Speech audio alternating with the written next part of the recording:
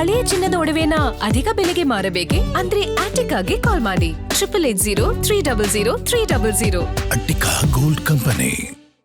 ಪ್ರಮುಖವಾಗಿ ಈಗ ಡಿಕೆ ಶಿವಕುಮಾರ್ ಅವರು ಸಿಎಂ ಆಗಿ ಪದಗ್ರಹಣ ಸ್ವೀಕಾರ ಮಾಡೋ ಹೊತ್ತಲ್ಲಿ ಯಾವೆಲ್ಲ ಶಾಸಕರು ಸಚಿವರಾಗಿ ಪ್ರಮಾಣ ವಚನ ಸ್ವೀಕಾರ ಮಾಡ್ತಿದ್ದಾರೆ. ನಿನ್ನೆ ರಾತ್ರಿ ತನಕ ಕೂಡ ಹೆಂಗಿತ್ತು ಅಂದ್ರೆ ಪರಿಸ್ಥಿತಿ 10 ಜನಕ್ಕೆ ಮಾತ್ರ ಹೈಕಮಾಂಡ್ ಅಷ್ಟು ಅಂದ್ಬಿಟ್ಟಿದೆ ಅಂತ. ಇಲ್ಲ ಅದಕ್ಕೆ ಒಪ್ಕೊಳ್ಳಿಲ್ಲ ಡಿಕೆ ಶಿವಕುಮಾರ್. ಎನಿವೆ 13 ಜನರ ಲಿಸ್ಟ್ ಸಿದ್ಧವಾಗಿದೆ ಮೊದಲ ಹಂತದಲ್ಲಿ. ಬಟ್ ಒಂದು ನೆನಪಿರ್ಲಿ, ಅಧಿಕೃತವಾಗಿ ಇನ್ನೂ ಕೂಡ ಯಾರಿಗೂ ಹೇಳಲೇ ಇಲ್ವಂತೆ ಪ್ರಮಾಣ ವಚನಕ್ಕೆ ಬನ್ನಿ ಅಂತ. ಅಧಿಕೃತವಾಗಿ ಯಾರಿಗೆಲ್ಲ ಮಾಹಿತಿ ಹೋಗಿದೆಯೋ ಅವ್ರಿಗೆ ಕನ್ಫರ್ಮ್ ಅಂತ, ಇನ್ನೂ ಕೂಡ ಯಾರಿಗೂ ಹೋಗಿಲ್ಲ ಅಂತ. 13 ಸಚಿವರನ್ನ ಫೈನಲ್ ಮಾಡ್ಬಿಟ್ಟಿದೆ ಅಂತೆ ಕಾಂಗ್ರೆಸ್ ಹೈಕಮಾಂಡ್. ಆ ಮೊದಲ ಪಟ್ಟಿಯಲ್ಲಿ ಇರೋರ ಹೆಸರುಗಳನ್ನ ಕೂಡ ಗ್ಯಾರಂಟಿ ನ್ಯೂಸ್ ನಿಮ್ಮ ಮುಂದೆ ಇಡುತ್ತೆ. ಗ್ಯಾರಂಟಿ ನ್ಯೂಸ್ಗೆ ಎಐಸಿಸಿ ಮೂಲಗಳಿಂದಲೇ ಅಧಿಕೃತ ಮಾಹಿತಿ ಸಿಕ್ಕಿದೆ. ಪ್ರಮುಖವಾಗಿ ಡಾಕ್ಟರ್ ಜಿ ಪರಮೇಶ್ವರ್, ಸತೀಶ್ ಜಾರಕಿಹೊಳಿ, ಪ್ರಿಯಾಂಕ್ ಖರ್ಗೆ ಅವರ ಹೆಸರು ಕೂಡ ಲಿಸ್ಟ್ ಅಲ್ಲಿದೆ. ಲಕ್ಷ್ಮೀ ಹೆಬ್ಬಾಳ್ಕರ್, ರೂಪಾ ಶಶಿಧರ್, ಕೃಷ್ಣ ಬೈರೇಗೌಡ ಅವರು ಕೂಡ ಸ್ಥಾನವನ್ನ ಪಡೆದುಕೊಂಡಿದ್ದಾರೆ ಮೊದಲ ಹಂತದಲ್ಲಿ. ಅದ್ರ ಜೊತೆಗೆ ಯುಟಿ ಖಾದರ್ ಇದ್ದಾರೆ. ಯುಟಿ ಖಾದರ್ ಮೊದಲ ಸಲಾನೇ ಅವರು ಸಚಿವರಾಗಬೇಕು ಅಂತ ಆಸೆ ಪಟ್ಟರು, ಬಟ್ ಅವ್ರನ್ನ ಕನ್ವಿನ್ಸ್ ಮಾಡಿ ಸ್ಪೀಕರ್ ಸ್ಥಾನ ಕೊಟ್ಟಿದ್ರು. ಬಟ್ ಈ ಬಾರಿ ಸಚಿವ ಸ್ಥಾನ ಕನ್ಫರ್ಮ್ ಆಗಿದೆ.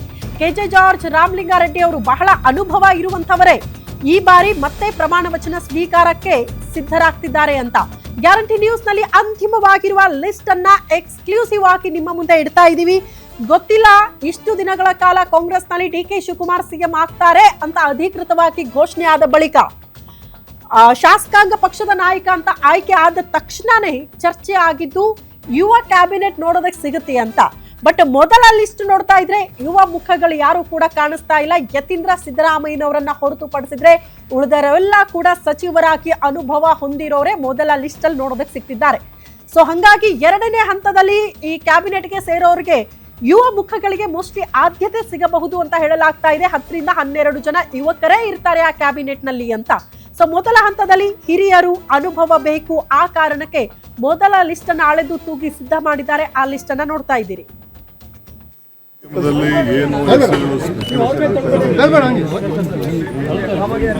ಇದೆಲ್ಲ ಅಧಿಕೃತ ಅಲ್ಲ. 10 ಗಂಟೆನೂ ಮಧ್ಯಾಹ್ನ ನಮಗೆ ಹೆಸರನ್ನ ದೆಹಲಿಯವರು ಕಳಿಸ್ಕೊಡ್ತಾರೆ. ನಾವೆಲ್ಲ ಸೇರಿ ಚರ್ಚೆ ಮಾಡ್ತೀವಿ, ನಮ್ಮ ಅಭಿಪ್ರಾಯನ ತಿಳಿಸಿದ್ದೀವಿ. ಅಂತಿಮ ತೀರ್ಮಾನ ದೆಹಲಿಯವರು ಮಾಡಿ ನನಗೆ ಕಳಿಸ್ಕೊಡ್ತಾರೆ. ಆಮೇಲೆ ನಾನು ರಾಜಭವನ್ಗೆ ಪಟ್ಟಿಯನ್ನು ಕಳಿಸ್ಕೊಡ್ತೇನೆ. ಇಷ್ಟು ಮಾತ್ರ ಹೇಳಲಿಕ್ಕೆ ಬಯಸ್ತೇನೆ. ಸಾಯಂಕಾಲ ನಮ್ಮ ಕಾಂಗ್ರೆಸ್ ಭವನದ ಒಂದು ಭೂಮಿ ಪೂಜೆ ಇತ್ತು. ಅದು ಇನ್ನೊಂದು ಪ್ರತ್ಯೇಕವಾದ ದಿನ ಮಾಡೋಣ ಅಂಥೇಳಿ ತೀರ್ಮಾನ ಆಗಿದೆ. ಸೊ ಯಾರಿಗೆ ಆ ಇನ್ವಿಟೇಷನ್ ಕಳಿಸಿದ್ದೀನಿ ಅವರೆಲ್ಲ ಇನ್ ಟೈಮಲ್ಲಿ 2 ಗಂಟೆ ಒಳಗೆ ನಮ್ಮ ಬ್ಲಾಕ್ ಅಧ್ಯಕ್ಷರು, ಪದಾಧಿಕಾರಿ